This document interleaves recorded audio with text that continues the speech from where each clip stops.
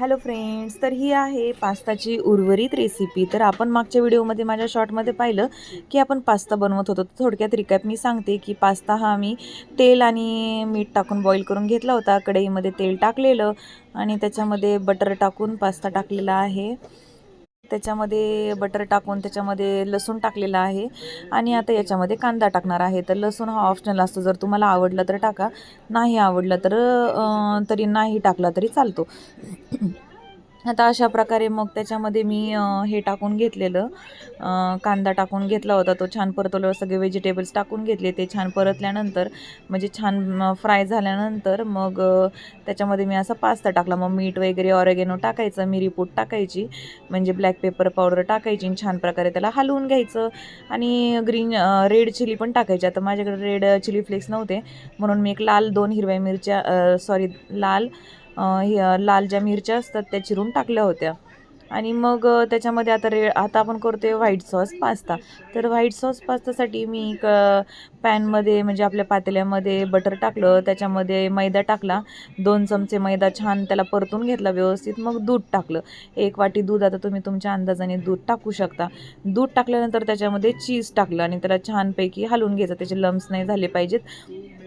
आणि मग त्याला व्यवस्थितमध्ये हलवून घ्यायचं। आता तुम्ही याच्यामध्ये ना पाणी पण टाकू शकता, अगदीच दूध टाकण्यापेक्षा थोडंसं पाणी टाकलं तरीही चालतं। आणि जे चिली फ्लेक्स ऑरेगेनो याच्यामध्ये टाकले तरीही चालतात तुमच्या जास्तीच्या टेस्टसाठी। तो पण मी ना याच्यामध्येच टाकले होते व्हेजिटेबल्समध्ये, तर ऑरेगेनो, चिली फ्लेक्स, मीठ वगैरे सगळं त्याच्यामध्ये टाकलं होतं। फक्त याच्यामध्ये मैदा परतून घेतला बटरमध्ये आणि मग वरून 2 वाट्या दूध टाकलं, 1 वाटी पाणी टाकलं आणि चीज टाकलं।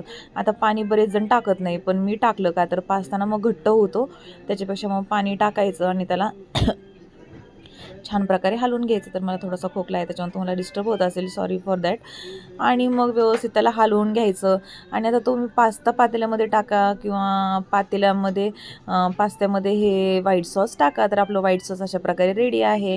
चीज त्याच्यामध्ये छान मेल्ट झालं की मग ते जे असतं ना बॅटर, हे जे पातळ झालेलं आहे त्याच्यामध्ये टाकायचं। आणि हो, हे जे बॅटर आहे चीजमुळं घट्ट होतं, मैद्यामुळं घट्ट होतं, आपल्याला पाहिजे तसं पातळ करायचं।